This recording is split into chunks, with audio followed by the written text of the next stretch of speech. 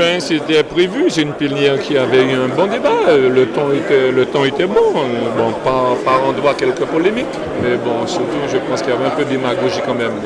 Bon, après, ce qu'il faut retenir, c'est que tout le monde doit se mettre au travail dans l'intérêt de la Guadeloupe avec les recommandations de la CRC, de la Chambre régionale des comptes.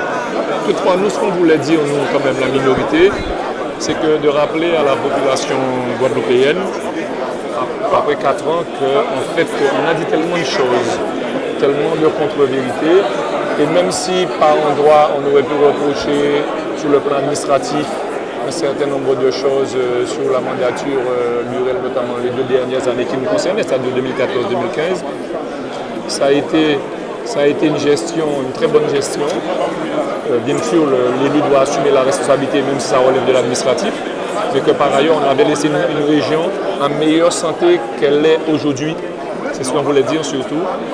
Et par ailleurs, que nous mettons en garde la collectivité, que la Chambre régionale des comptes menace un peu une situation, ou prévoit une situation difficile pour les 2 ou 3 ans à venir, déjà 2019 pour le compte administratif, mais 2020, et que par ailleurs, en fait, il faut aujourd'hui que la région se ressente sur certaines choses et éviter, je ne dirais pas gaspiller, mais de mal utiliser des recettes en fonctionnement quand on n'en a pas besoin dans ce qu'on appelle le surrecrutement. L'intérêt des Guadeloupéens, quel que soit ce qu'on me dira, je ferai. Nous ne sommes pas compétents, nous y sommes. Les problèmes, par exemple, la mission locale, on a dû doubler notre participation de 400 à 800 000 euros. Nous avons Saint-Bosco qui avait des difficultés.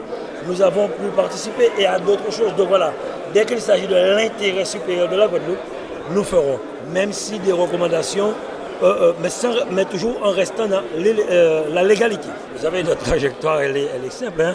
Quand nous sommes arrivés, nous avons dit certaines choses, on a essayé de le démonter, toujours encore aujourd'hui.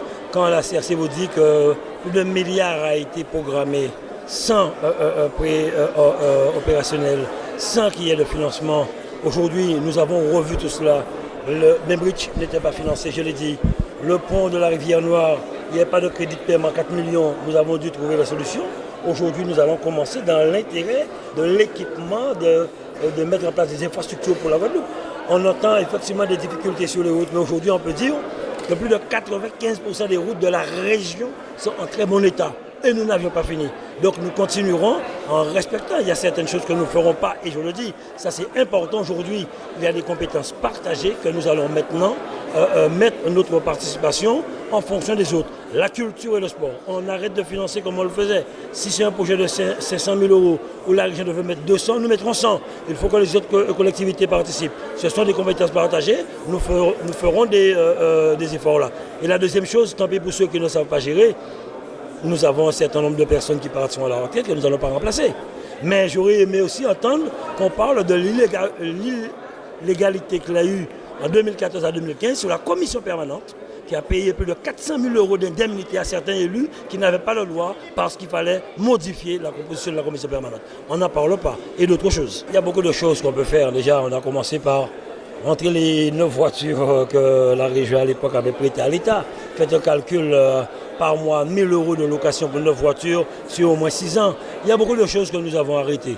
Et c'est vrai, bon, j'ai géré une commune, je connais comment ça se passe. Je suis l'un des rares à avoir fait un master en droit et gestion des collectivités.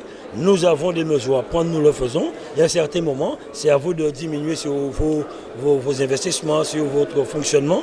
Comme je le dis, hein, je ne fais pas de travaux 6 mois avant les élections. C'est tout le temps pendant 6 ans. Donc nous aurons des mesures à prendre de manière à ce que nous puissions garder le cap et continuer à travailler pour la Guadeloupe.